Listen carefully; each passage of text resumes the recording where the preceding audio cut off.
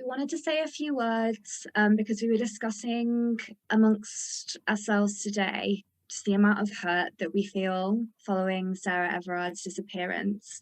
It could have been any one of us. We constantly shrink ourselves and monitor ourselves so as to not cause violence to be acted upon us. And entitlement to our bodies is normalised and expected, but our bodies, they're not our own, no matter how many t-shirts are sold with the girl boss slogan or how many of us speak about the Me Too movement. Then there's the intersection of this with other factors such as race, queerness and class, to name but three. And we want to add that there is absolutely no room for transphobia in this conversation. To quote Kimberlé Crenshaw, who was a law professor who coined the term intersectionality, all inequality is not created equal, and we must recognise the ways in which various forms of inequality often work together and exacerbate each other.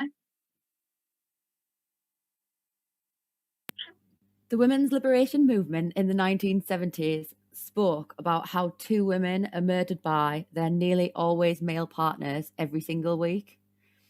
In 2021, this number is now 4 women a week, and this is because of lockdowns and being stuck with violent partners. This is systemic, meaning that the solutions also have to be systemic and should be in favour of women and non-binary folks who often find themselves at the sharp end. Austerity is violence against women and non-binary people, defunding women's refuges, community centres and groups, making it near impossible to access mental health services, female unemployment and low pay, and the setup of universal credit and other welfare that makes it that little bit harder to leave an abusive partner are all ways that this violence is baked into the system.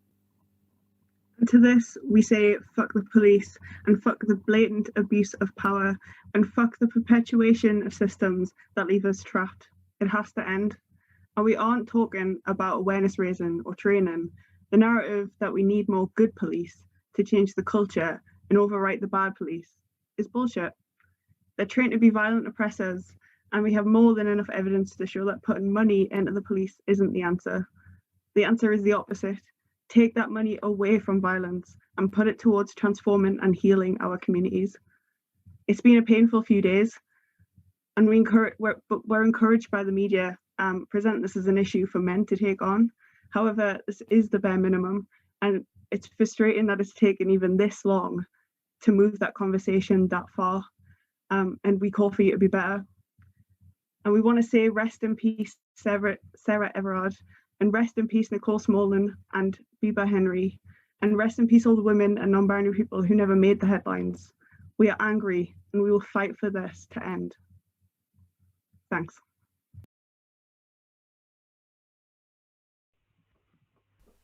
Hello and welcome to Socialist Night Live. In a particularly harrowing kind of evening at the moment, we're seeing videos coming in of women being basically violently oppressed by police while they are protesting a murder of someone alleged to be a police officer who was protected by the Met Police, again allegedly. In order for him to go ahead and finish his shift and then go and murder a young woman. I'm not really sure what to say on this one. I don't really know how to make this one right. We are here to speak about other things as well, but I just thought that we couldn't open the show without mentioning the fact that women are being treated absolutely appallingly. And this is becoming more and more apparent that, these people who are supposed to be there to serve the communities and protect the communities, are they actually doing that? And I'm going to hand straight over to the women on the panel. We're going to introduce ourselves in a moment. But Laura or Angela, have you got anything to add to this? I think I'll let Laura speak on this because I know she's been watching what's been unfolding at Clapham, so I think it's... Yeah, I mean it's it's only been drawn to my attention sort of literally about 20 minutes ago. I want to say I can't believe it, but actually I can. This is exactly what today and the last few days have been about. I guess if you want to call it the oppression of women, or the lack of care towards women, or the attitude towards women in general, is what this whole protest movement, vigil, whatever you want to call it, is about. And they've just gone in and proven us right, okay, before we get all the comments about, well, it's a pandemic and you shouldn't have all these people together, there's definitely an argument for that. They lost the court case to be able to go ahead lawfully. However, the police were there at 5 o'clock this afternoon, and they were letting people in to Clapham Common, and they weren't saying a word. Not a word. They didn't say to women, you're not allowed to do this, or really you shouldn't be going. Nothing. They let them all file in. And the early pictures are really lovely, heartwarming pictures of all the women have got candles, and they're not moving, they're not interacting with each other. Fast forward a few hours and you've got police making it into like a cattle market, and they're pushing all these women, and obviously tensions are really, really high, especially around the police. It was allegedly a Met police officer who's murdered this woman. So obviously tensions are high. The majority of the police officers there were men, and the majority of the people at the vigil were women. So clearly there was something always going to happen. And I think the police really needed to just be a bit more on the ball with this one and plan ahead a bit more, and just think, is this really appropriate? Do we need to throw this many police officers at a calm vigil? It wasn't a protest. We weren't protesting. We were there to mark something important and to, make a statement to say things need to change. It wasn't like an angry protest. So they've made it so much worse than it had to be, and nothing will happen. They'll get away with it again and again, prove our point that people get away with stuff when they shouldn't. This is exactly what's been going on. And like today and the last few days have been really difficult. Obviously, that I run the Women's Banner Group, and we've been doing today. We sent out a lot of pictures that women sent us with messages of solidarity, messages of experiences they've had in terms of not being safe. And we got a lot of stories along with that. So we didn't share the stories, but they were really difficult to read, and yet so you could relate to them. And it's becoming really clear that 100% of women have experienced something. And until we start recognizing that and trying to tackle that properly, things like this are just going to keep happening, and it's absolutely disgusting. I'm going to try and keep an eye on Twitter and stuff while we're on, see if there's any more developments, but it didn't need to happen. It's disgusting. We've got the Socialist think tank team, we've got our members, and we've got the people who are watching, who I'm sure will keep us up to date. Your comments will appear on the screen as and when you make them. So if you have anything to update us with, we'll see it, we'll know what's going on. It's really useful for us to do this. I don't think the mainstream media have any particular care to look out for what is going on here. I don't think they want to let us know what's going on. This is about the establishment, and we've got a really important topic tonight, so we're going to stick to that topic as well, but keep updated.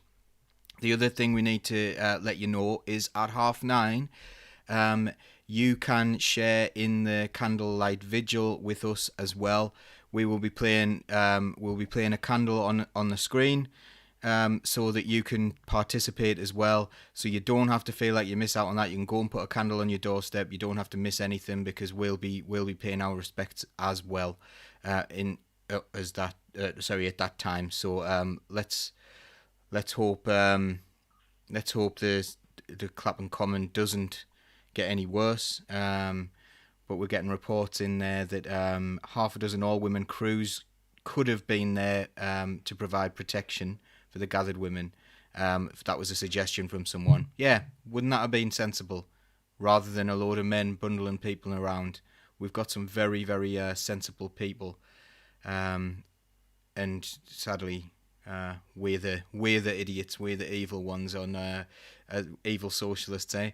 So okay, so I'm going to go around the panel. Sorry, James, for not coming to you on that, because I'm sure you have a really valid opinion, and if you want to mention anything on that, please do that. So James, you're going to introduce yourself now.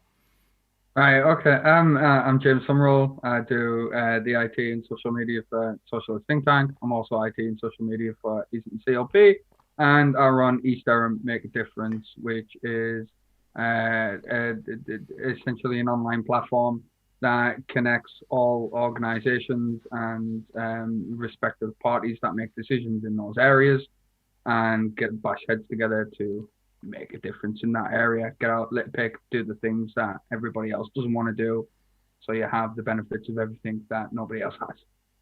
That's community. Thanks, James. Laura.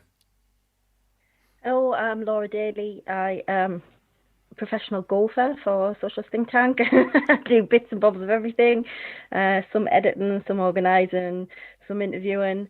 I'm also the founder of the Women's Banner Group, who you'll have seen this weekend on some of our shows that went out live on Socialist think tank, which were just brilliant.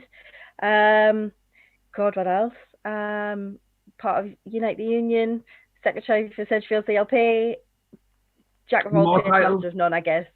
You are? Any more titles? More titles? More titles, please. More titles. I'm Paul Daly, and I gained a title today. I am now the NEC delegate for the Socialist Educational Association. So there's another title. Too much power in one household.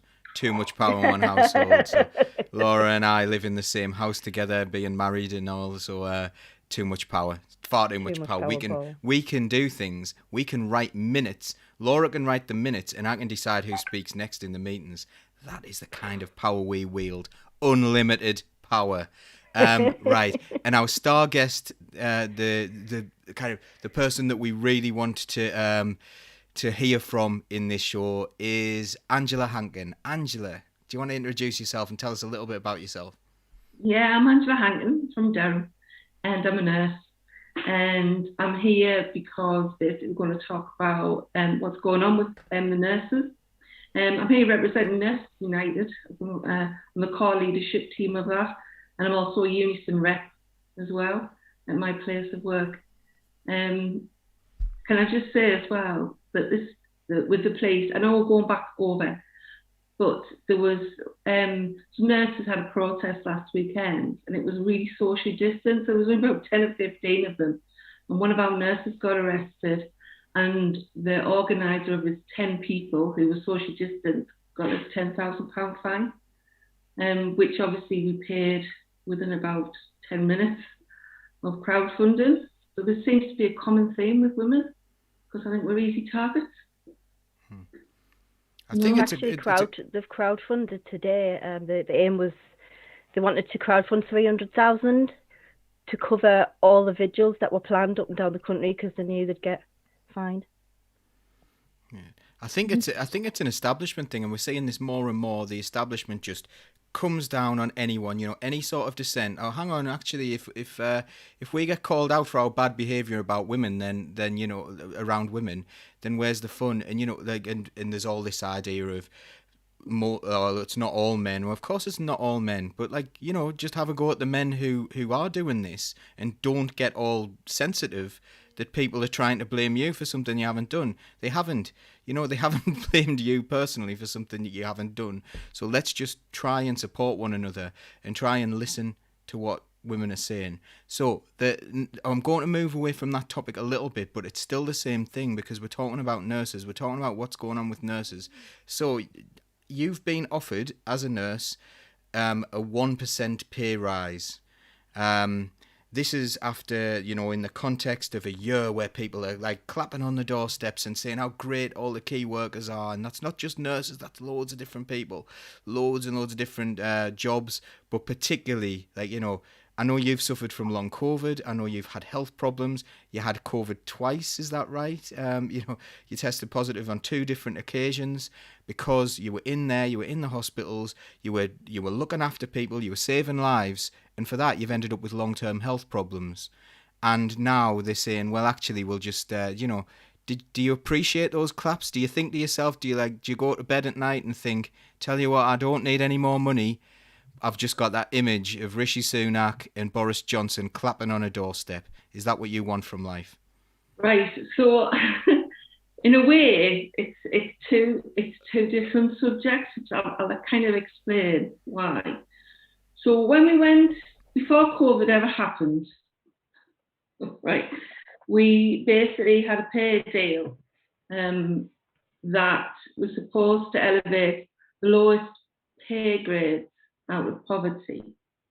When the actual pay grade came to fruition, what happened was, since it just compounded the erosion of our pay. So if you've got an experienced nurse who's stuck on the top of a band, because we have bands in nursing. So when I say nurse, I don't necessarily mean a qualified nurse. It would be better if we could say nursing teams. And we have several bands across that, and other people as well who work in the NHS. So we've got the porters, the domestic staff, path lab, there's loads of people who all have to work to get patients better. So it affected everybody. Since 2010, an experienced nurse has lost about 20% of her pay in real terms. She's about £6,000 down in real terms. So this was going on long before COVID. It's astonishing. So when you say 1% pay rise, it's a 0.4% pay cut.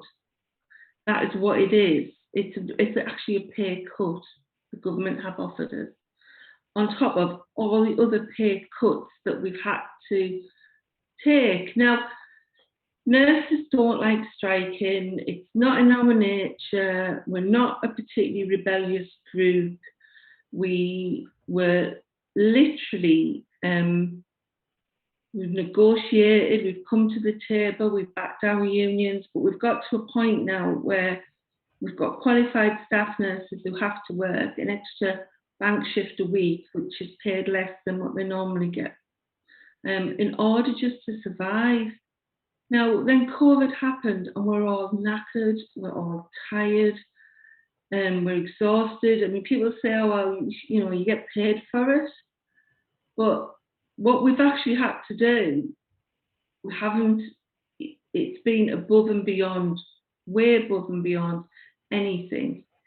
We kind of shut up through this because obviously as nurses, that's what we do. And we just got on and got the job done. And then at the end of this, the government have offered us this 0.4% pay cut. To say it hurts would be an understatement. It really hurts. It hurts a lot. I worry because I think because we are generally a female-dominated profession, that will be quite easy to topple. I've never seen nurses so angry. In all my years, I've been a nurse 30 years, and I've never seen them this angry. Never. And that's because we'd quite like to go back to work 37.5 hours a week and actually be able to afford to live. So that's why it's so important. And really, we're not asking for a pay rise. We're asking for pay restoration, because it's 20% in 10 years, and Nurses United are asking for 15%, which I think is an appropriate figure.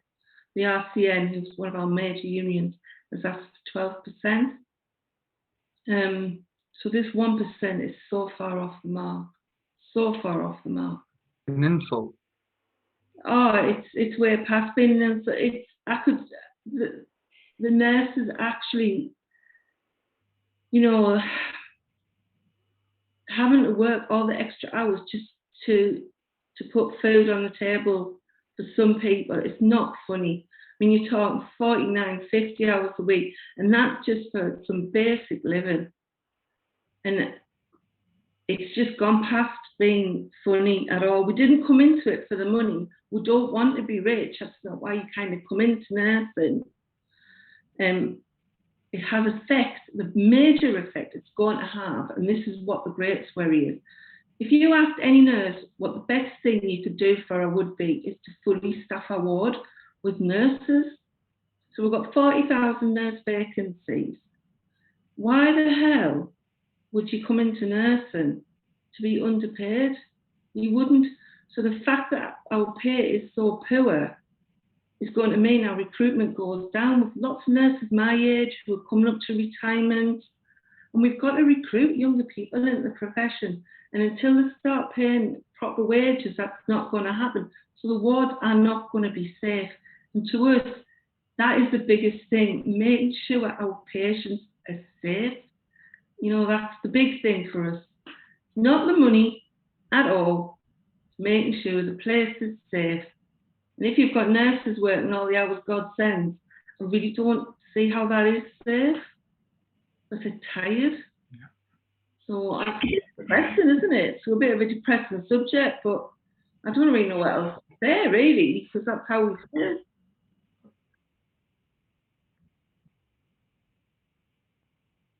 It's sorry, the people at home wouldn't have heard me there because I'd muted myself. It's depressing in a way, but it's also really uplifting to think of all those things you've done, all those lives you've saved.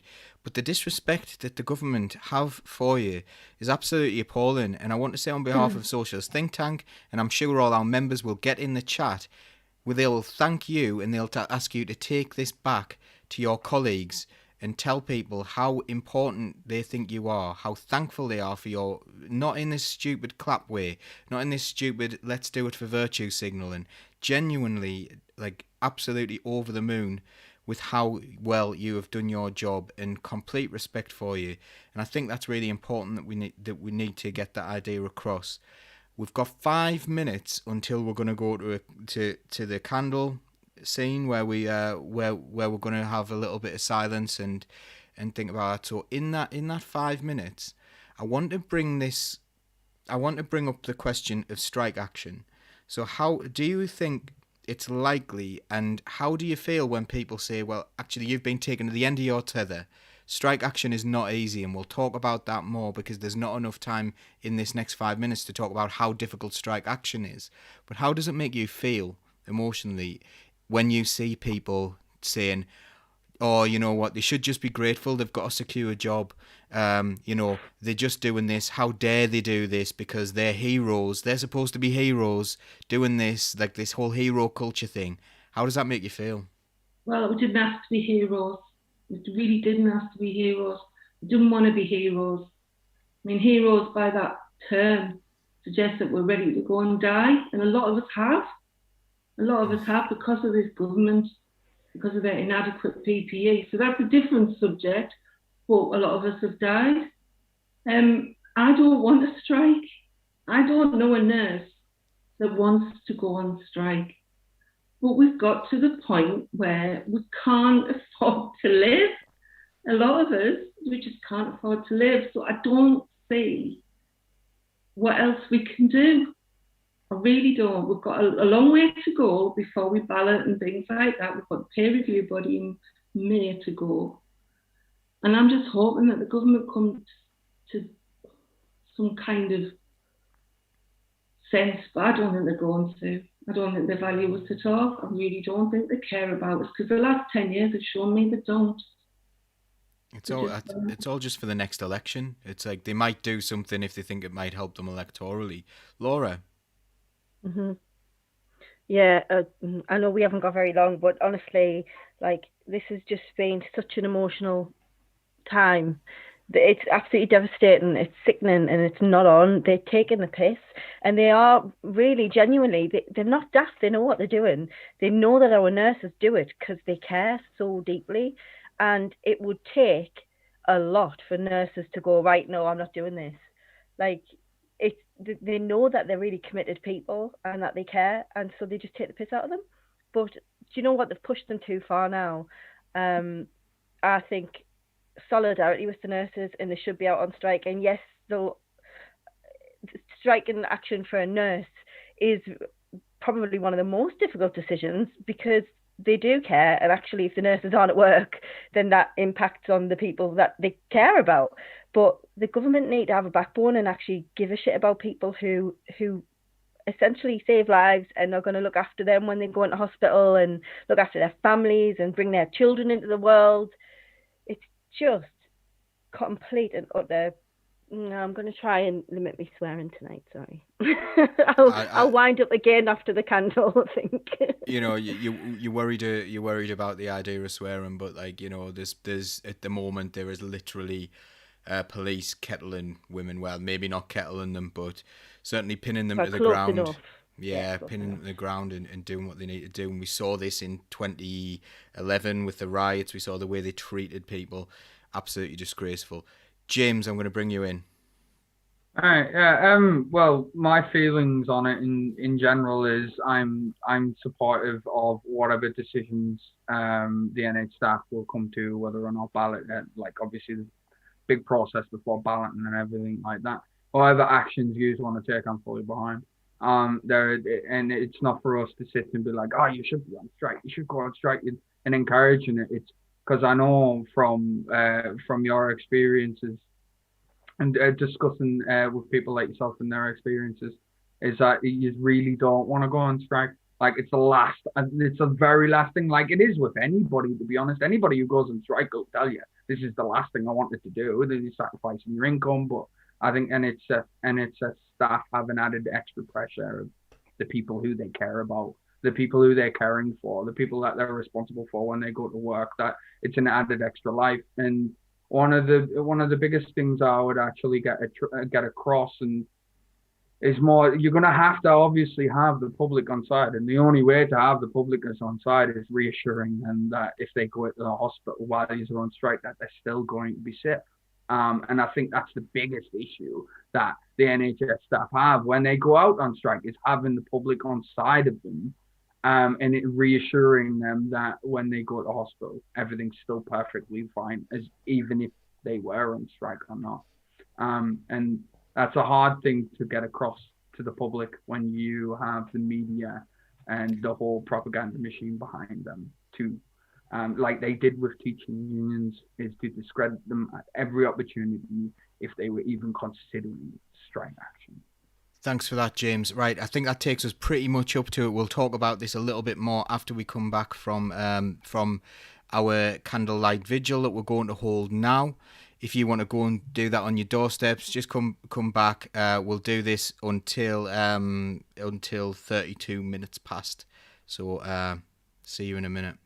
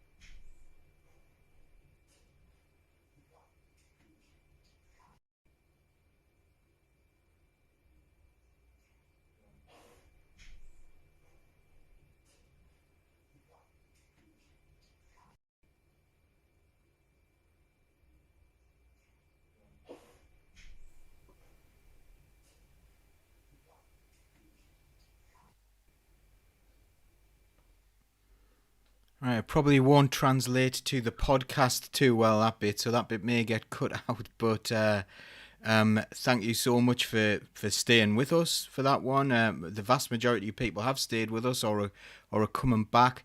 There are, at the minute, there are some really high quality comments, which is what we've just come to expect from people who are watching the channel, and you are as much a part of this show as anyone else. So every single person that comments up there, we've got the comments that come up on the screen.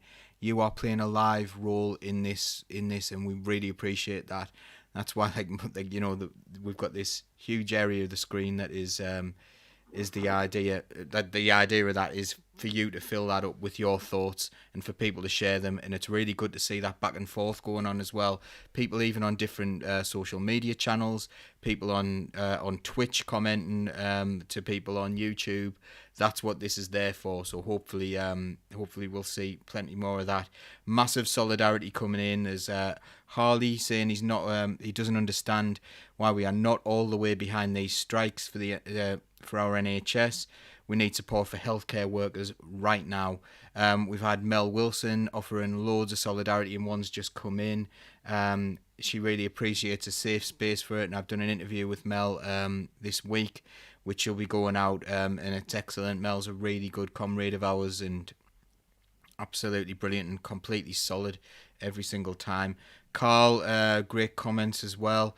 Maureen, the only way to get them fairer working conditions and wages. So the strike is the only way to get them fair wages to meet their professional skills. And Carl agreeing that swearing is entirely appropriate at the moment.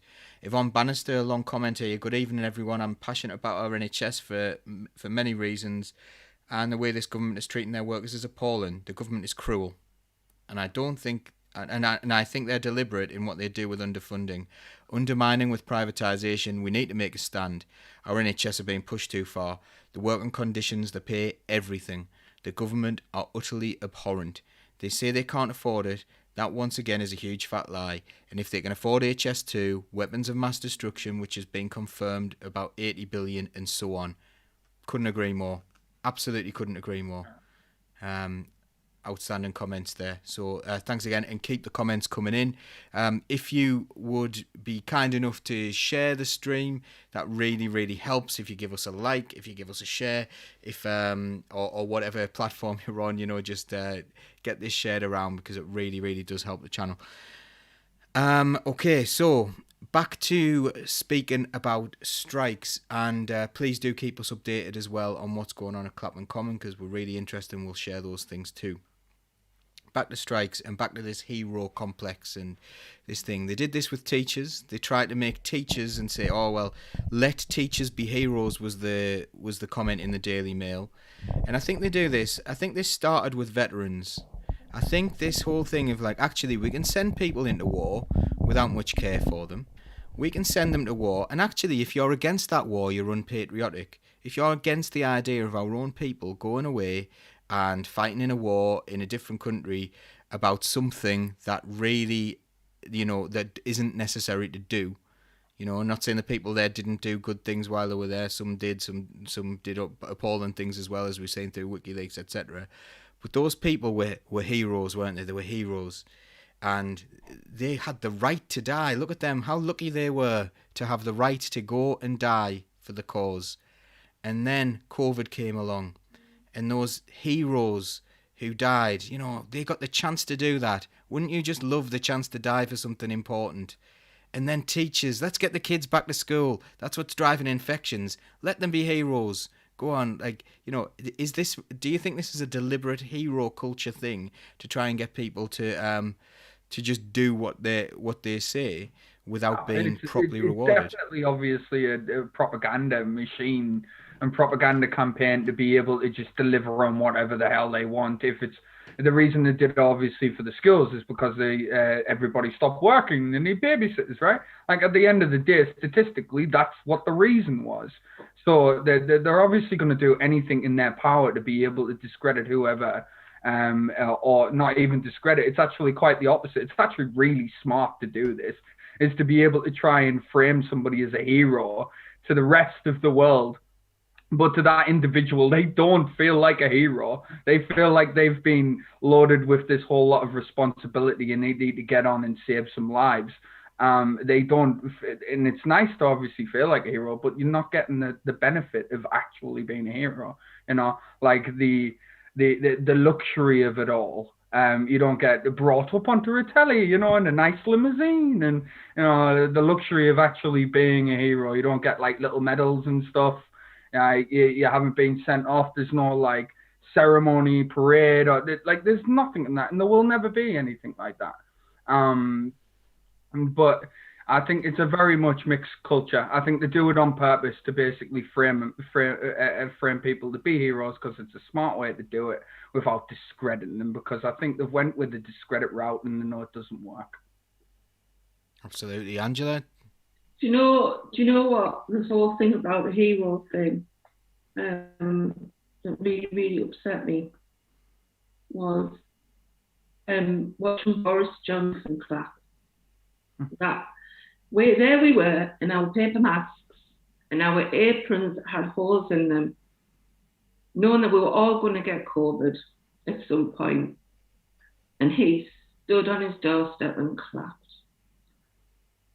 And I think when I got COVID the second time, and I was so poorly, and I was emailing my friends saying I'm going to go into hospital, I'm worried. I didn't feel like a hero. I didn't feel like a hero at all. I just felt very let down. And then because I have a team to run, watching every member of my team get COVID. And there wasn't anything I could do. Nothing. Not a thing. Not a thing to protect them. Nothing. I had gloves that you could put your hands through. We had pennies with holes in them. We had glasses that you had to make yourself. And the government said this was safe. And it really wasn't. And I knew it wasn't. And peeling the stickers back on boxes of masks that we were allowed in case we had any aerosol generating procedures, and finding out there was 6 years out of date. And I'm sending people into cubicles, and I'm thinking this cannot be safe. This just cannot be safe. It cannot be. But the government took over the whole supply line. It wasn't down to hospitals. There was nothing any of the hospitals could have done. It was solely down to Matt Hancock, who made himself director of the supply chain of the NHS, and that's what we got given. But I was lucky because I lost none of my team. I was really lucky. And I never want to go through it again, ever.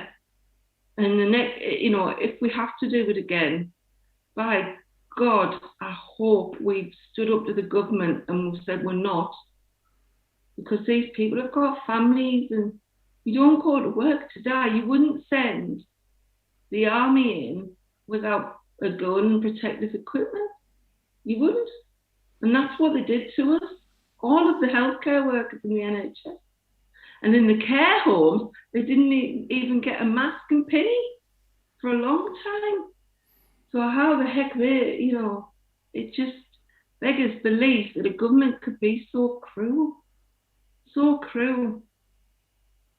And I don't know. I'm not going to ever forgive them for it. I'm going to watch that. Never going to forgive them. I used to text my staff every day who had COVID. How are you doing? How are you doing? Are you on your way to hospital? How are you doing? And it was just awful. It was absolutely heartbreaking. But they just sent us like lambs to the slaughter. And we're in a COVID ward. And that's what they did. It was the government. There was nobody else involved. It was the government. See, this is like normally, so just to give you a bit of a background here, we're mates, like me and Angela and Laura, we're pretty good mates, and James obviously our mate as well. You don't know Angela very well, do you? But I'm sure we'd all have a good drink together and a really good laugh. And Socialist Night Live is normally quite a funny show and we normally laugh quite a lot. It's quite But this serious is one tonight, yeah. But this is so harrowing, you know. And Laura's already like taken herself off for a little while because the members got a few behind the scenes footage there of Laura just like having a minute, which is probably really necessary at the minute. And like I'm quite choked about what's going on. And if anyone wants to ask the question, why are nurses and why are healthcare staff considering strike action? Did that not just answer it? Did that just not answer it like completely? And the idea of when you've got like, you know, Matt Hancock said there was no problem with PPE. No problem. There wasn't one. He gave his mate a contract from his pub. He used to have a picture of the pub on his Zoom wall because he loved the pub so much. He gave his mate a contract for making test tubes. He'd never made a test tube in his life. He didn't know what they were. You know, like, and this is the kind of the corrupt. He did move it off the wall eventually, yeah, and that's the kind of corruption that we've got going on, and the kind of utter disrespect for everything that you've done. The 10 points ahead in the polls, bare minimum. What's going on with people? Why are people more against the idea that they might be slightly inconvenienced by a strike? So for me, I know how difficult a strike is, and I'm sorry for talking a little bit long because I don't really like to. Well, everyone knows I love the sound of my own voice, but I don't really like to in this show. But what I want to say is, I think it's quite important. Strikes are so hard to achieve. Strikes happen when you've gone through all sorts of different. You've got to jump through so many hoops. We've got such difficult laws that would mean that you really can't take strike action unless you really, really need to. And if anyone ever does go on strike, the reason for going on strike is because the employer has failed. In this case, the government. It is a massive failure of the employer because the employer holds all the cards. And I'll give you an example. When I went on strike before in an individual school, we had a situation where the head teacher agreed to all of our demands at the last minute, so we called off the strike. So we'd had our ballot for strike action, and 12 weeks later we had our date for strike action. And at the very end of that, and this was after someone had actually died, you know, someone had actually died in the workplace because of the actions of the head teacher, in my opinion. Okay, someone took their own life. Absolutely harrowing. Still breaks my heart to this day. Terrible thing. And what happened was we had a list of demands.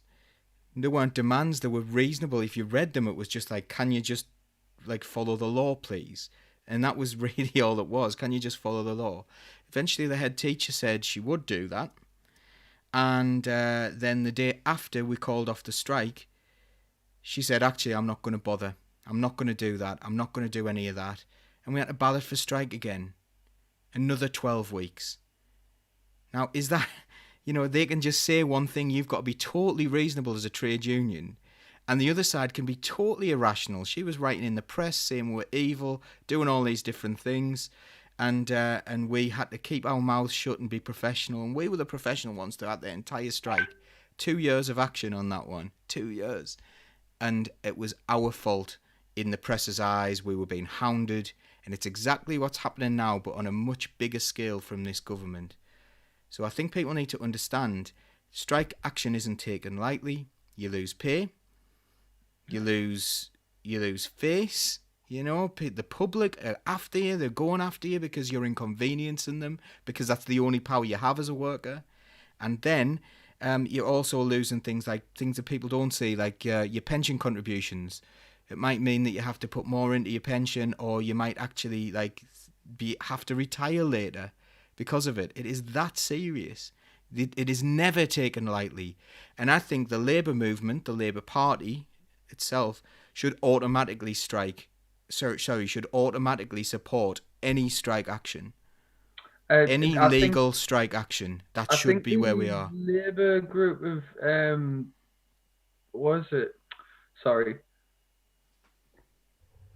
the Socialist campaign group. The Socialist campaign group of MPs have already come out in full support of any action, if I'm correct. It didn't specifically mention striking action, if I don't remember correctly. I'm going to have a look at it now. But there has been obviously solidarity support and a message from the Socialist group of MPs. But I don't know if it specifically mentioned strike action or whether or not they would support strike action, that is. But then again, Starmer said no. I would. Well, that's different than the Socialist group. Starmer said no one wants to see nurses go on strike. Now, we could have said that, and language is important. Yeah. I could say no one wants to see nurses go on strike, so the government needs to pay them properly. They need to negotiate with those, and if they go on strike, that's the government's fault. And I fully support the rights of nurses to choose to go on strike. But he didn't. He said nobody wants to see nurses go on strike, and he didn't do that. How are you going to change opinions with that kind of absolutely pathetic lying down on this issue? It's disgusting. We should, because strike is so difficult to achieve, you know, they've already made that decision. They've already had a ballot. They've already got these laws that are against them. We should be automatically showing solidarity to anyone who gets to the point where they have to take strike action, because that's the employer's fault. Oh, can I ask Angela on this one? What's your response to the Labour's counter proposal? Right, so obviously we think we should get 15%. That's all I can say on the subject of how much we should get. Because that's the way we were going ahead before. There are some MPs who have actually signed up for this. And we were on call with some MPs and they have signed up for it, and they are Labour MPs and they're backing us as well. So what we're hoping is the other MPs will come on board with that. To be honest, I think it's quite weak. You know, I don't really want to disagree here, but I do think it's quite weak. And I think, you know, as the Labour movement was born out of the union movement, I do think a little bit more solidarity and backing wouldn't have gone amiss. But, you know, we're a long way off striking. And, well, I think you're looking at probably July, if we strike July, August. I'm hoping we don't. I'm really hoping we don't, because it'll break our hearts to have to do that. But we've had enough now. So that's kind of where we're at. I just think he could have come out a little bit stronger for us. And I also think that using the nurses as a vehicle in local elections isn't the way forward either, because it's really nothing to do with local elections. You know, I just think the local elections, if you want your community to function, then you should be voting Labour. You know, I don't think you need to use the nurses. I think you should be voting Labour. Obviously, I'm a Labour person, I would say that, but I can't see any other way around it. You know, I'm worried that we get used by different factions as a vehicle for their own self-promotion, when really all we want to do is secure some wages so that we can live. That's top and bottom of it. You know? It'll be interesting. I think we're going to be interesting few months. I think as well with Paul as well. You know, I'm waiting for the. Do you remember when they labelled the teachers lefties? What was it? I can't remember the term they used. Lefty militants or something. I'm waiting for that term to get slapped on us as well. Yeah. Yeah, because I think that's what the next thing is. That we'll be all lefty militant nurses. Militant lefties. That's what we are apparently. You know, simply. So speaking of militant lefties, so these militant lefties that are working in a job where they are having to go to food banks because they don't get enough money to eat. Is that something you see quite a lot in your job, in your role? I don't think people are going to admit to that, if I'm honest. Obviously, I've got healthcare assistants who literally they pull such a poor wage out. And I saw Nadine Dorries came on and said, well, nurses should understand the 1% because they've got husbands to support them.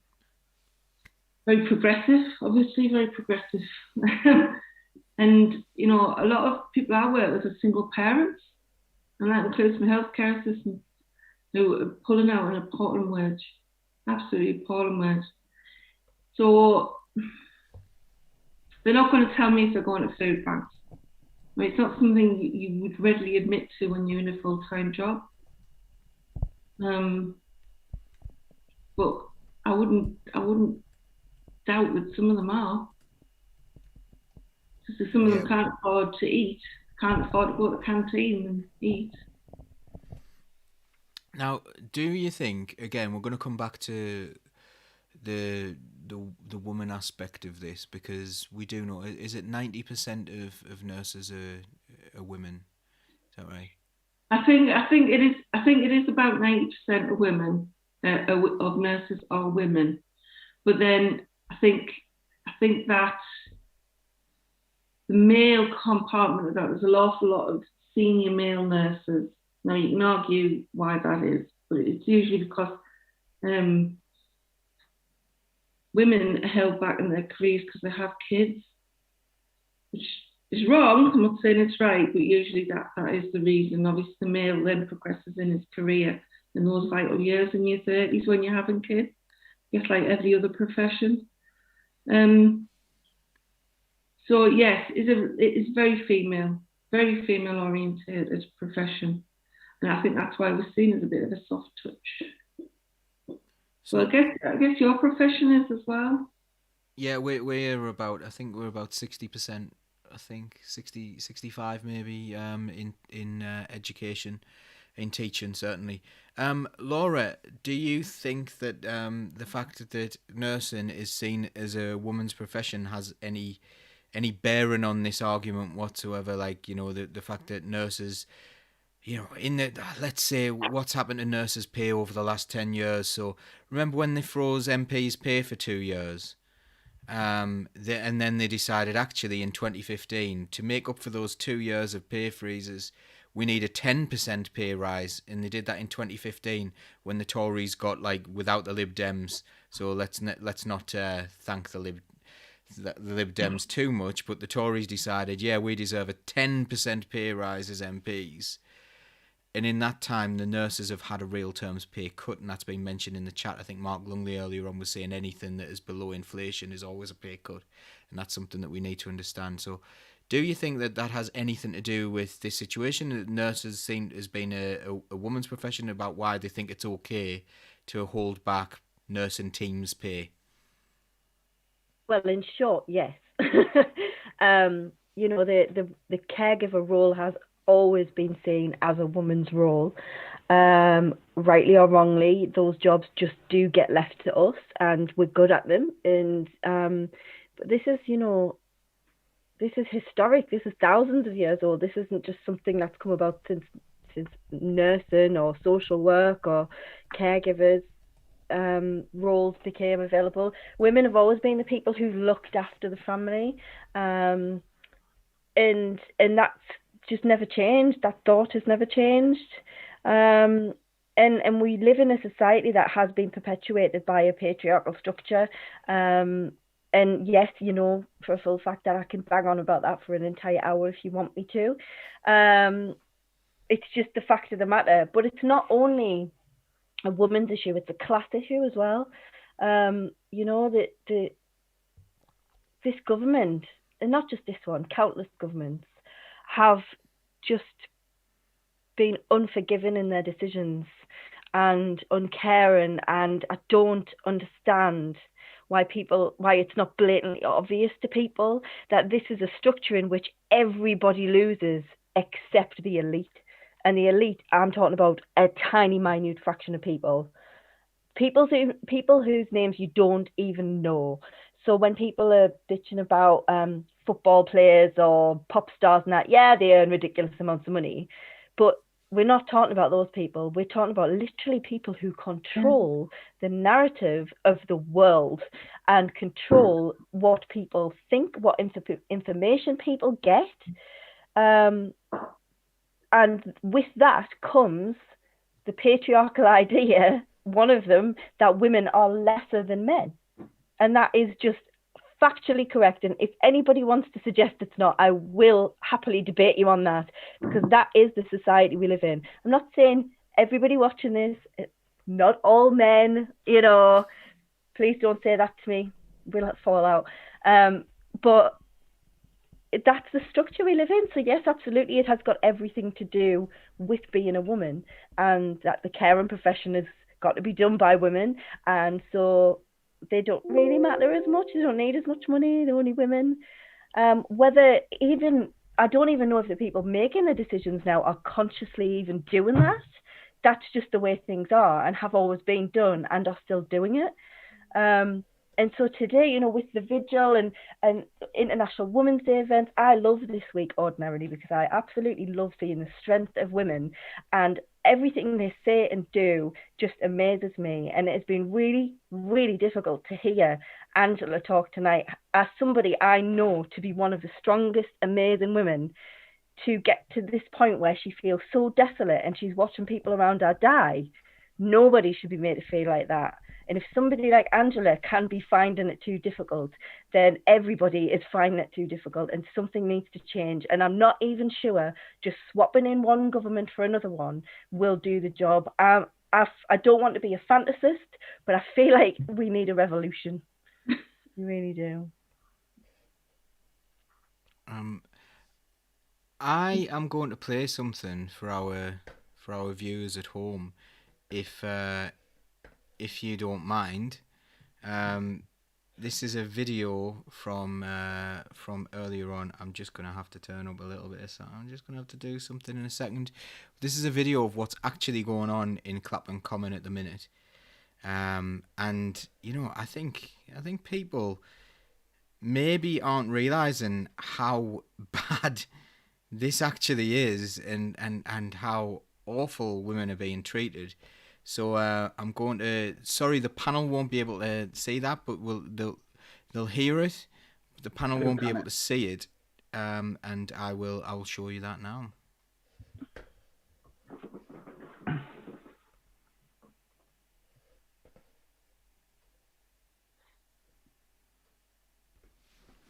Apparently, you can't hear it. So what it is there are women kneeling down, being aggressively dragged away. They weren't moving, they weren't doing anything. They're being aggressively dragged away from some railings by the police, who have just been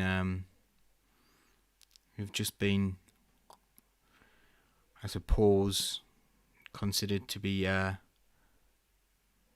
responsible for someone's death. Pretty scary stuff. I don't know if there's any reactions there from people at home for that one, but that's a pretty harrowing scene there. I don't know. I'm quite disturbed by that. Just to point out that just the amount of them they are. The police are outnumbering. Like, if they're worried about the people gathering, they're far outnumbering the women. And the comment earlier in the chat, I think that just highlighted obviously the thinking, the critical thinking that obviously the police and are currently not having down there. The Met Office, the Met Police, sorry.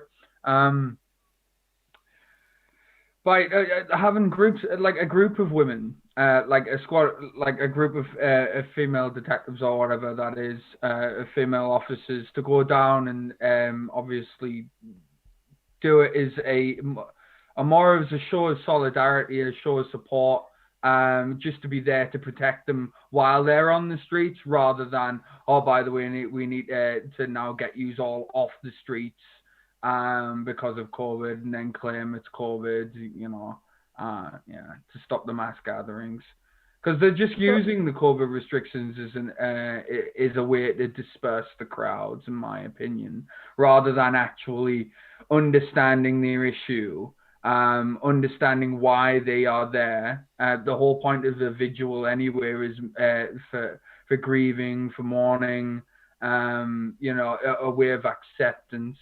So I don't see why they weren't supporting that, even in the times what we're living in.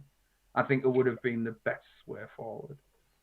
I totally agree. Apparently, earlier on, before the police turned up, it was really calm and really serene and thoughtful, and people were crying and putting posters up, and it was all quite, I don't want to use the word nice, but, respectful.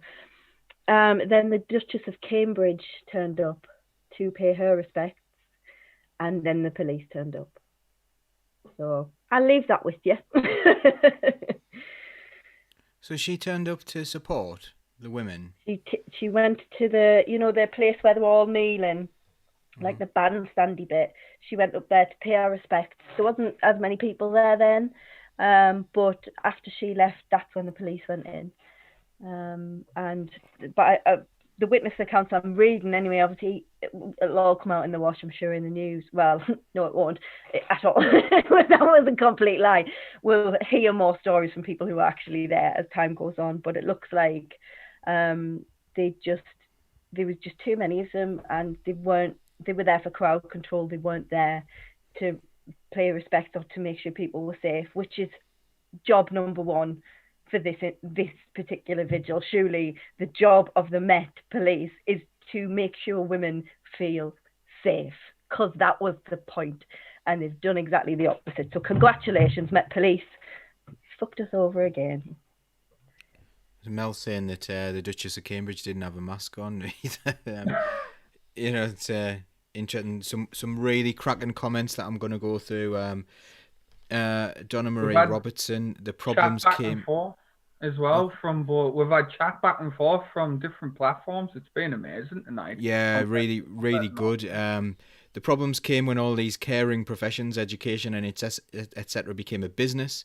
They enlisted business managers, extortionate salaries to save money. Their salaries and bonuses are not worth the outlay. The industries are not and should not be considered a business. And that's absolutely right. I completely agree with that. And it's down to privatization of money. And look at like the US, where they pay out of public money, they pay I think around 4 times the amount per person in the US that we do in the UK for a system they pay for. It's it's a way of making money for big business out there, and that's what they want us to move towards. They keep on saying, an American style healthcare system, and then they go, we'll say something else. We'll say German style. Or something. They call it insurance based system. It's the way around it, right? Everything's an insurance based system. We've got insurance. Yeah, we've already got an insurance based system. We don't need to diverge and start paying off it individually. Anyway. Remember when David Cameron said, it would be a really good idea if we all paid into an insurance system for our health and our... do you mean we should do national insurance? Because we already do that. This is why shows like this are so important. People, if you're interested in politics, then clearly you know all this stuff already, but people who've just got to try and scratch a living and just want to get in and have a cup of tea and watch the soaps, don't know this stuff, and for that reason our best resource, working class grassroots people, are blinded to everything that's going on. We need them to get bloody angry. That's what we need to do. These people need to get angry and understand what's happening to us, because it's just enough is enough. We can't keep carrying on like this. And they allow a lefty party to come in maybe for a couple of years just to calm everything down, but they know what they're doing. They'll be back in. They always do. Tony Blair was, Margaret Thatcher's best achievement. It's pathetic. It really is pathetic. We need to have proper change here, because this is killing people. Sorry, I'm very angry tonight. I'm either crying or really pissed off, so good luck. Do you think this might be a shot across the bows as well? If you do decide to do something, hey, tell you what, women, you're going after this. We don't care. We'll do this. We'll go after you. Do you think that's what it is? Do you think it's to try and scare people? Because what did they achieve by pulling those women off those railings? And obviously, Angie and Laura, you didn't say. I think, James, you watched it on your telly, didn't you? But what did they achieve by doing this? You know, what did they hope to achieve other than strike fear into people? Because those women were completely peaceful. They're kneeling down next to a railing. You know, just leave them. You know, that's it. I work with kids who might, you know, they might hit you, they might go for you and things like that. This is the nature of the children I work with, children with mental health problems. But, you know, if they are not going to harm me and they're just sitting there next to a railing, don't do anything. Don't antagonize them. And these are, I mean, I'm not talking, like, that's an extreme level. So why are they doing this with people who are peaceful anyway, who aren't going to cause any problems whatsoever? What is going on? What did they hope to achieve? You know, I think what I think is worrying about the whole situation is the fact that the Met Police are very good at crowd control.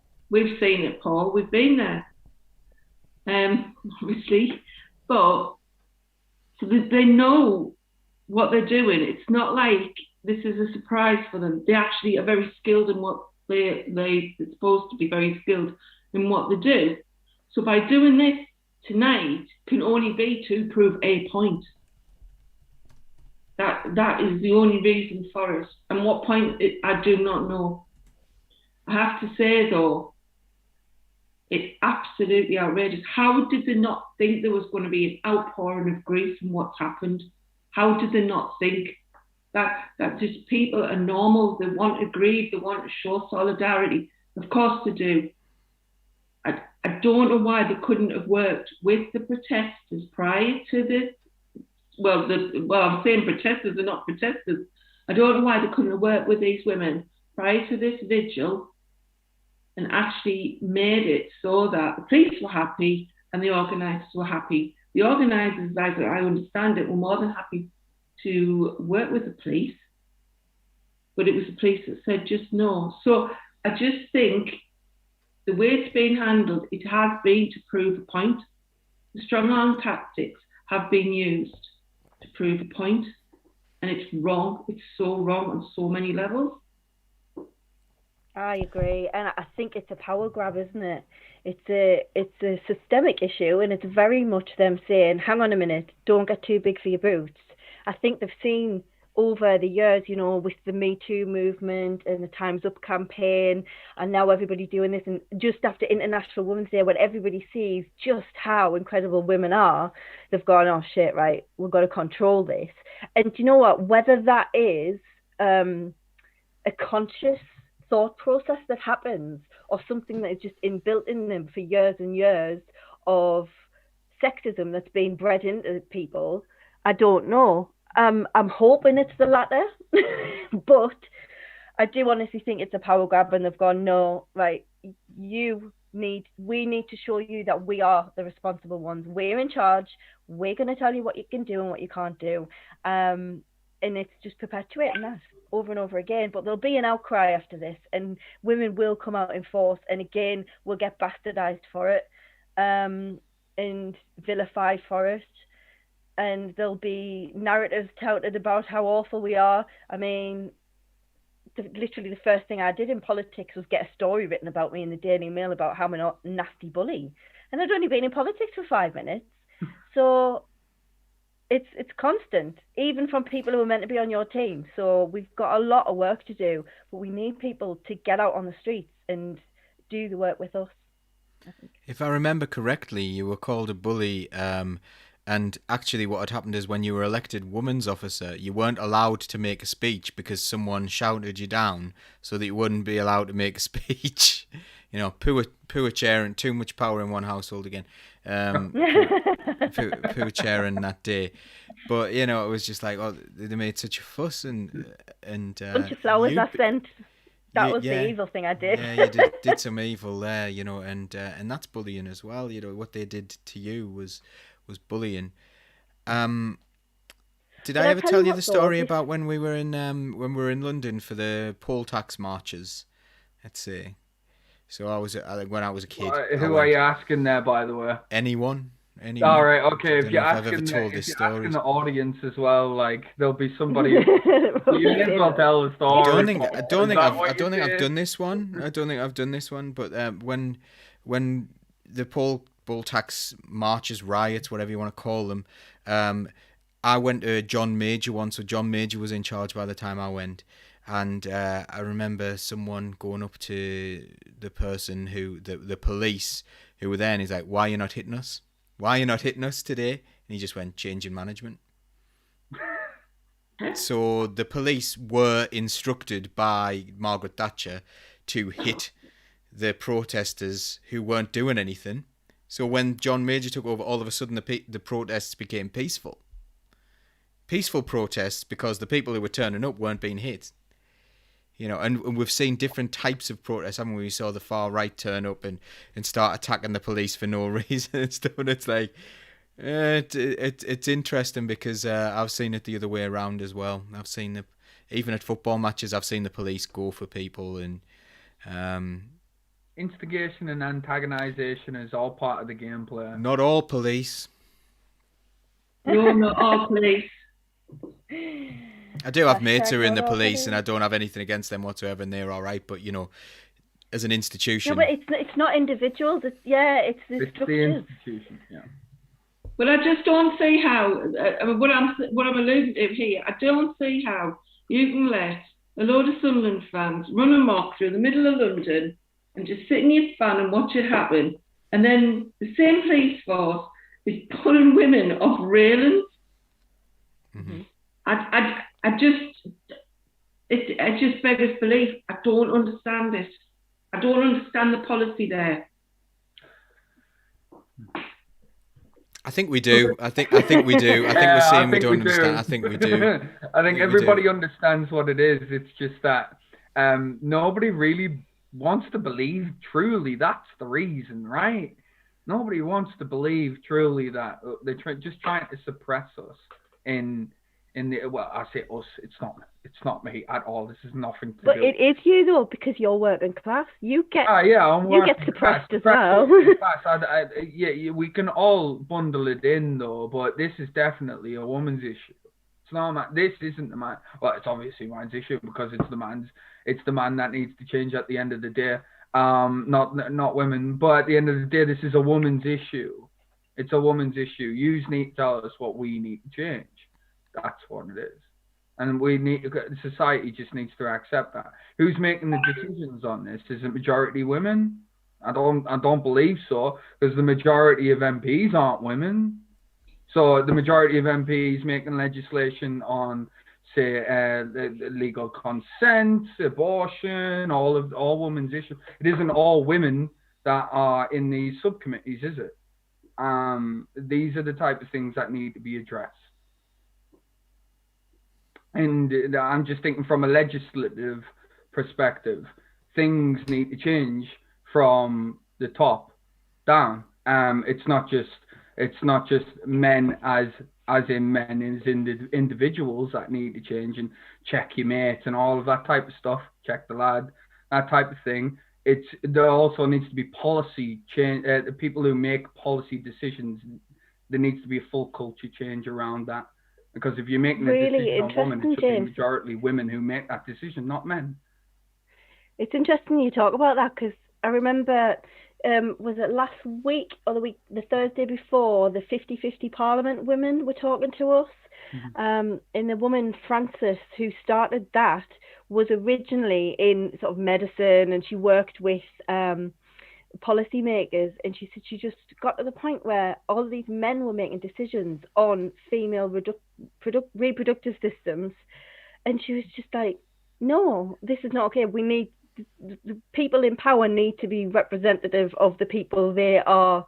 And I hate the word power as well. I should never have said that. These people are there to serve us. We put them there.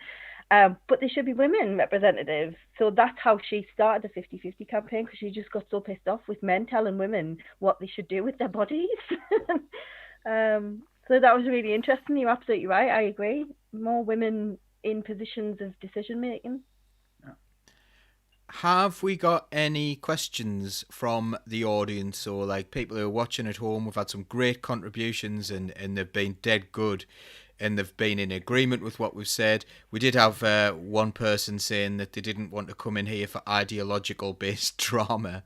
You know, I think if you go back and watch what we actually said today, I just think it's common sense what we're saying. I don't think this is like based on ideology. Obviously, we're socialist think tank, and that's where our ideology is. We are socialists, but I think tonight it hasn't been. No, it's not being rhetorical philosophical in any way, or ideological in any way, other than ideological for the fact that we don't want our frontline services people dying in front of us while they're trying to save everybody's goddamn life. I'm sorry, but that is not anything to do with ideology.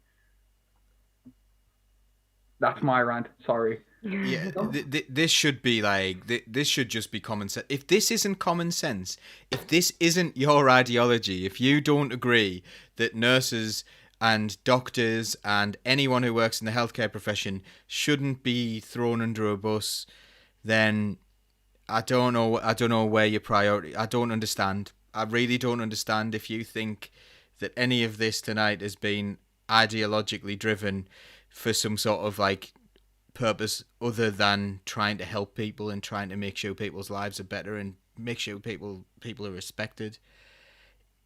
If you certainly don't think I've said anything controversial at all. Yeah. No, that wasn't your fault, Carl. It was absolutely fine. He's apparently he's a bit twitchy at the minute, he's mate.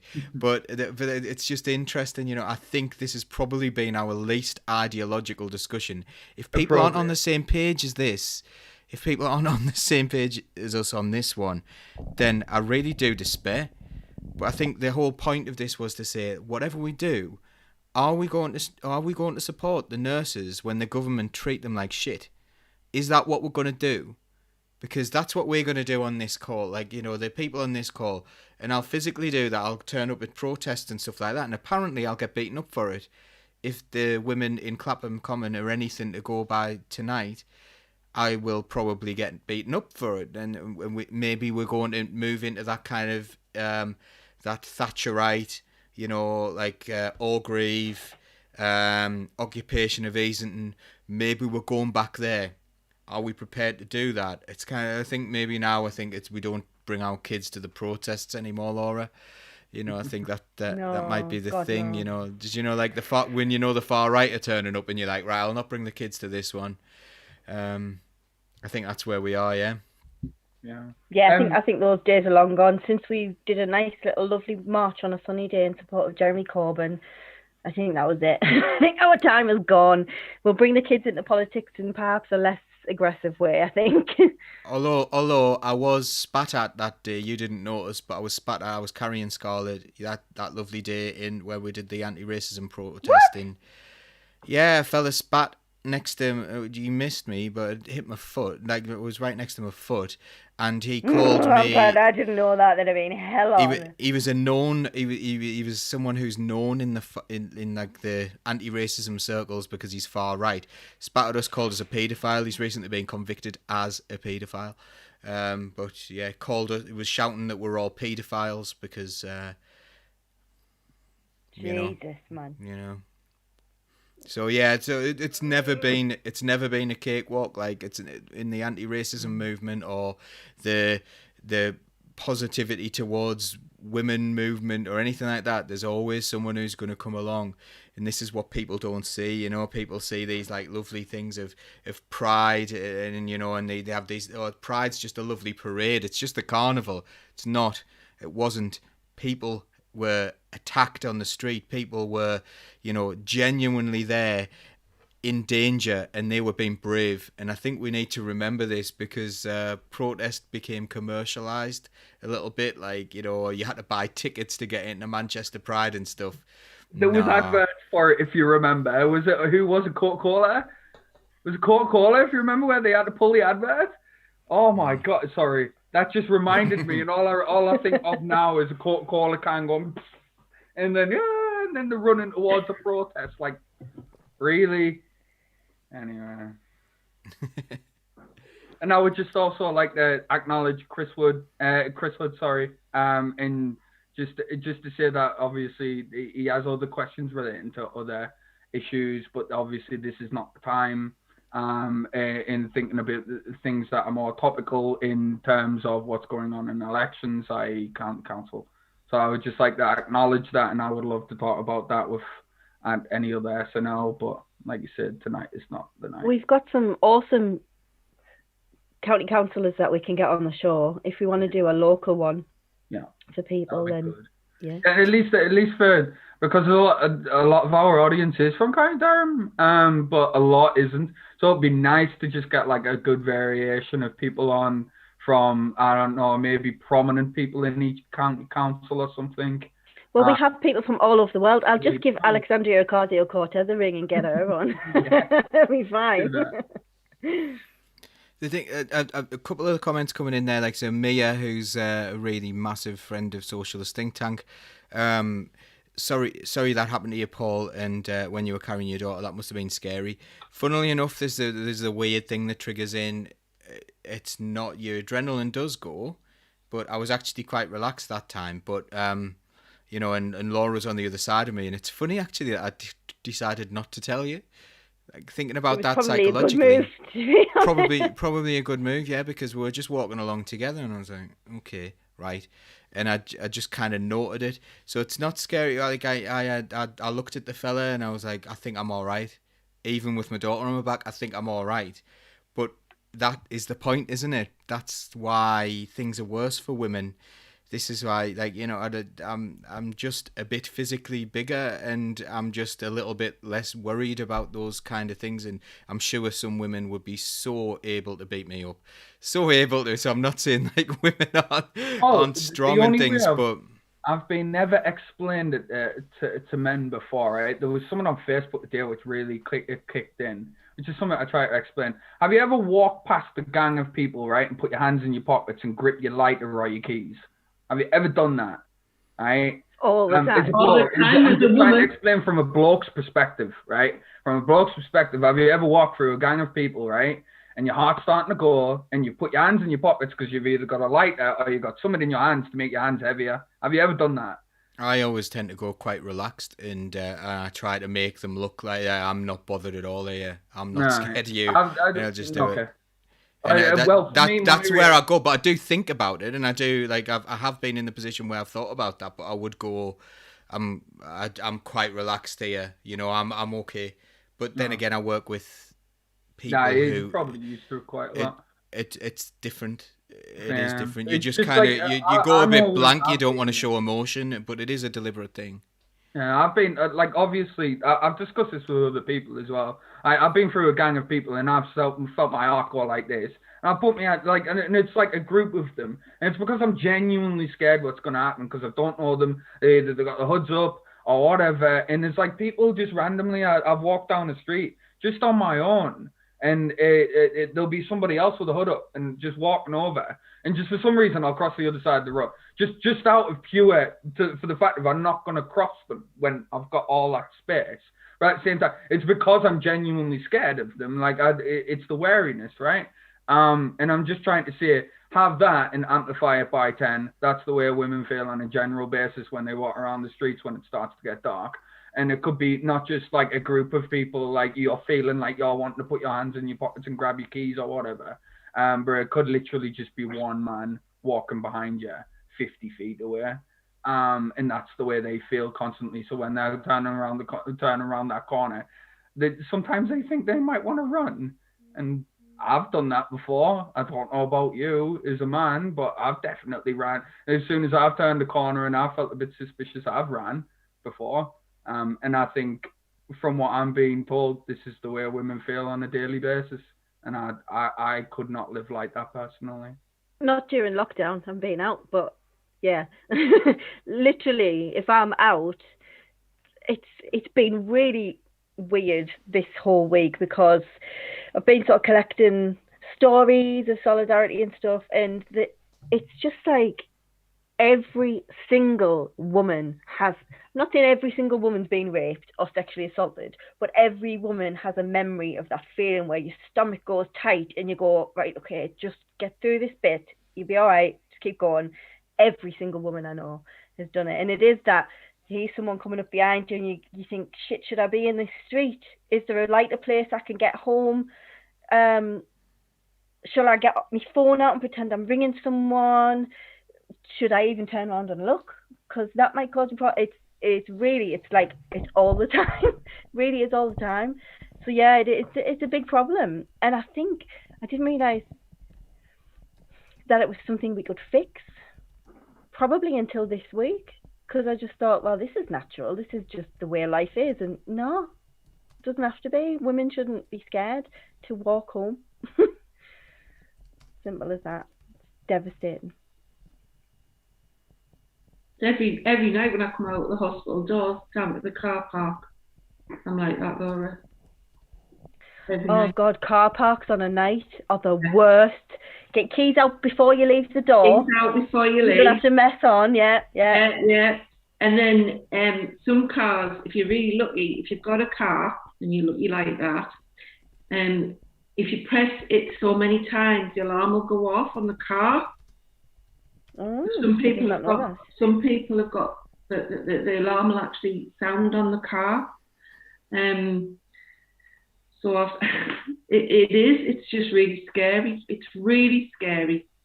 And I think, because of the reputation that we had in the 70s with the Carry On films and the Nip the Nurses' Asses and things like this, I think people think we're pretty fair game, but that's how it feels. So it's not so bad at the moment because you can't come out of A&E entrance, but when you come out of A&E entrance, you'd ride the gauntlet of the drunks and the ones that have been out, and you'd get the comments and everything like that, and you already had your keys in your hand to walk down the car park. Yeah. So but then like you, Laura, I'm thinking that I've done this since I was 18, but so is it normalised to use? Is it normalised to the point where you're having? But it shouldn't be. Yeah, it should be, obviously. But I mean, as someone who is a self-professed women's activist, honestly, I never even thought about it because it was just something that was so inbuilt. It was like, right, okay, make sure you ring your mum 3 times when you get home. Make sure your friends know where you are. Don't go to the toilet on your own. This is why we go to the toilet in twos. It's not so we can just bitch about the guys with. It's so we can be safe. Have something in your hand ready to go, or have someone on the phone so they know where you are. It's constant, really constant. And it's like, when you're little and you have to turn your light off and get into bed, and you stretch yourself across the room and you turn your light off and jump in. Your whole life is like that. It's like, if you're going to be by yourself, you need to be ready to get to the place you need to be without anything happening in between, without the monsters coming out and grabbing you. It's probably one of the only half decent ways that like running up the stairs when you turn the light off. Yes. Is that the best explanation? Oh, right. That feeling where you're like, oh God, it's gonna get it. Have you ever I don't know whether this would be a useful thing for fellas to do, but have you ever dressed as a woman, James, and gone out? No, I haven't done drag and all. No, it's just the way you think. So one of my friends had a stag do before, and we had to do this. We had to dress as women. That was the theme, and some of the comments you got was really, really strange, and some of the ways I think I probably looked a bit too convincing. Laura helped too much. Well, you got the long hair and everything. It was pretty. It was a little bit too much. We went Audrey Hepburn. He was very classy. Very classy indeed. But but some of the people who were friends were trying it on with me, which was really, really odd. Men are just so weird. So weird. Not all men. It was a bit weird though. I do think I do remember that experience and thinking, is this what women deal with all the time? It is really odd. It's just bizarre behaviour. I don't know. Yeah. They knew exactly who I was as well, which is really worrying. That was probably everything for them. They were like, wow, this is really Paul. You're intrigued now, aren't you, James? You see? Yeah. This sounds like a members chat picture that's going to have to come out. Don't know if you still got it. I hope not. I'll find it. But anyway, so I think we'll probably start to wind up a little bit now. So the theme of this was actually strike, but obviously there's so many things going on. We want to be supportive of everything that's going on with regards to the Reclaim the Night, I suppose, was what was going on tonight. Is that right? Was it Reclaim the Night? Reclaim the Streets. Reclaim the Streets, yeah. Reclaim the Night is also another thing that is awesome, and we do have Reclaim the Night events up here, and that's about allowing women to be out at night. Seems simple enough, doesn't it? But apparently not. I can't believe we're still doing it, Laura. Yeah, I know. Eileen Brewers from our CLP today commented that 40 years since the first one. 40 years since the first Reclaim the Night, and we're still going on. You know, it's quite terrifying, to be honest. But we were talking about strike action, and we do think that these things are linked. We do think this is an establishment way of trying to deal with people. You know, like any kind of protest, let's put it down physically if necessary. This is the state that we're in at the moment, and I think we need to accept that, because if you don't accept reality, then, you know, you can't deal with it, can you? You really do need to. I think we need to have the wool pulled away from our eyes and go, this is the battle that we're in. This is the situation that the police are putting women in this particular instance in, and we need to be out there supporting them. But we're talking about strike action. Shall we all have a closing comment about why it is important to show solidarity to those people, and particularly at the moment, those people who are working in the NHS, who are being treated so badly, low-paid workers in the NHS? A message of solidarity from each of the panel, and then we'll let Angela finish, and then we'll say goodnight. James, go on. Yeah, shouldn't have spoke first, eh? Completely. All I would say is, how would you feel if you could see the people, your work colleagues around you, dying, and all they are trying to do is literally resuscitate people back to life, and then the next minute, the next day, you're waking up, you're knackered, and then you look on the TV, and then some absolute, well, let's call him an idiot is sitting clapping on the telly saying, okay, well done, and then gives you a 1% pay rise, and then in reality it's an actual pay cut. What would you do? That's my solidarity. The only thing you've got left to do is your strike action. You go to your union. In my opinion, it's either they get a pay rise or nothing. What else have you got? Are you going to support them? Are you going to throw them to the wolves? Because that's essentially what you have already done by voting in this government. Laura. Yeah, so I guess I would say that for most people in this country, it's really difficult to look past yourselves at this moment in time. We've been told to look after ourselves. We've been given no other option but to try and look after ourselves. We've been isolated. And even back in the David Cameron years, it was, we'll give you the power to look after number one. Our empathy has been stripped away from us. We need to get that back. I understand that if you think about yourself and you think, oh God, but what if something happens and I need a nurse and they're not there because they're on strike? Yeah, that's terrible. But you need to remember that the nurses know that. Strike action is not taken lightly, especially by people whose job it is to look after others, and it is not just a job. For most of them, it's a calling and something that they're really passionate about. Strike action is never taken lightly. It's not even very easy to do. You have to have the strength of feeling across the majority of your workforce to be able to go on strike. If the majority of nurses are saying we're in a position where we have no other option, then it's up to us to show them the solidarity that they need to get it done quicker so we can get them back to work with the money that they deserve. I'm going to go next. So, firstly, strike isn't easy. Industrial action isn't easy. We should automatically support those people who have, literally have our lives in their hands. Without them, when our loved ones fall ill, what would we do without them? That isn't a reason to tell them that they aren't allowed to take industrial action. That is a reason to tell our government, pay these people properly, respect them, give them the respect they deserve, because they have been keeping this country running. They have been keeping people in our lives for longer, and they have been doing, they've been sacrificing so much, including their own health, in order to do that.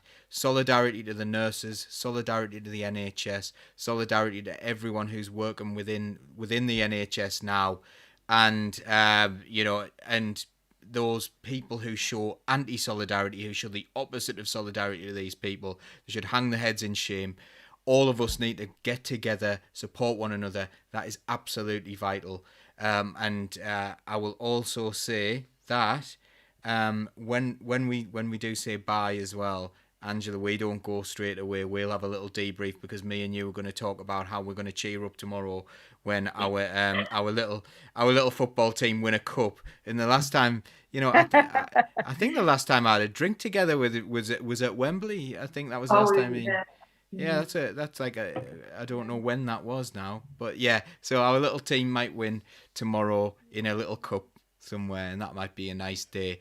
And also, it's Mother's Day tomorrow, and think about what is happening to people like your mother when you were a kid and stuff, and the things that they'll have gone through and the sexism that they've faced. These are our mothers. Fellas, if you're gonna try and defend yourselves and say not all men and stuff like that, yeah, but all mums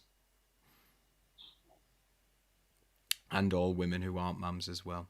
Angela, would you like to close us? Would you like to close this for us? Yeah. Sorry, because I know this is normally really light-hearted and things, but I've probably dragged it down. But I just wanted to highlight, because once we start along this track, just like the teachers were, we're going to be demonised. And if I could ask everybody, just believe what you know now, because in 2 months' time, the media, the government will have told you something entirely different, and we'll be all basically be a coven of nurses, witches, coven of nurses, evil nurses, and I actually think that's what they'll try and do to us. But we just can't go on like this. We just can't do it anymore. We just can't. Thank you. Thank you for having us on as well. Thank you so much for having us on. You're welcome anytime. And you know what? One time when we've banded together and supported each other and supported people like yourself, maybe we'll have a big old party and we'll have a really light-hearted one on here one time. And that'd be something that I would really enjoy. Don't forget to like and share and subscribe to the things that we do. You can become a member of Socialist Think Tank as well. And just go to our website and there's a membership thing there. You can choose to be a member who pays, who contributes, or you can choose to be the exact same member who doesn't, because we don't discriminate against people because they can't afford things. You're part of the team as far as we're concerned. So if you want to become a member, please do that. If you want to contribute, it's appreciated. And if you feel you can afford to, then it is really appreciated. But if you can't, you're still exactly the same as all of us, because we wouldn't be very good socialists if that wasn't the case.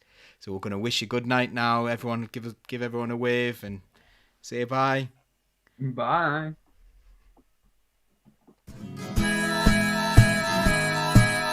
Keep the red flag flying here.